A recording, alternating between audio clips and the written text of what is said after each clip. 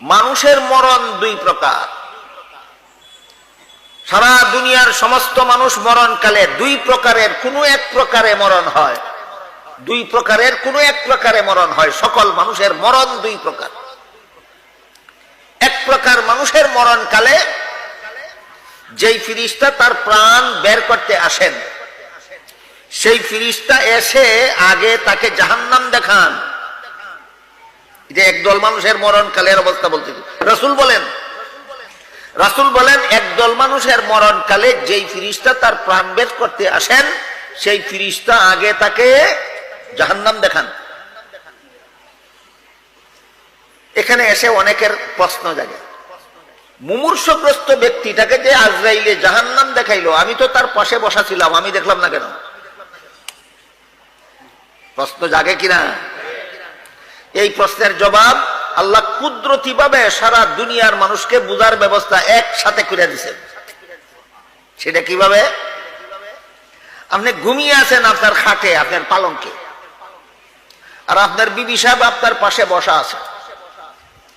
আপনি ঘুমিয়ে স্বপ্নে দেখলেন আপনি বিদেশ চলে গেলেন 50 লক্ষ টাকা চাকুরি পাইয়া, মাসে মাসে 50 লাখ টাকা দিয়া সোনা রূপা গয়না ফাতি ধন সম্পদ খরিদ করতেছেন আর লাকিজ ভরতেছেন নিয়ে দেশে আসবে।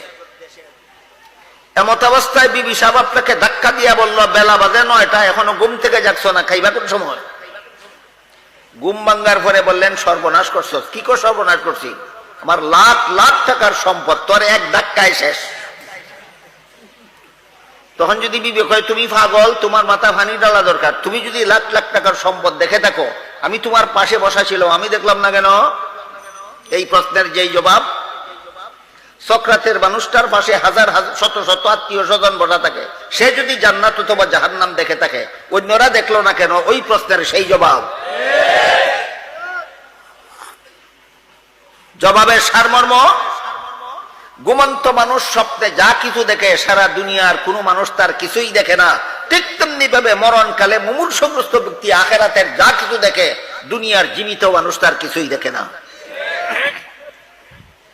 আল্লাহ রাসূল বলেন একদল মানুষের মরণকালে আজরাইল ফিরিস্তা এসে আগে তাকে জাহান্নাম দেখায়, দেখাইয়া বলে, এই জাহান্নাম থেকে আল্লাহ তোমাকে মুক্তি দান করেছেন। এরপরে তারে জান্নাত দেখায়, দেখাইয়া বলে, এই জান্নাতে আল্লাহ তোমার ঠিকানা সাব্যস্ত করেছেন। তোমার জান্নাতের ঠিকানায় তোমাকে পৌঁছে দেওয়ার জন্য আল্লাহ আমি আজরাইলকে আজকে তোমার কাছে পাঠাইছি। রাসূল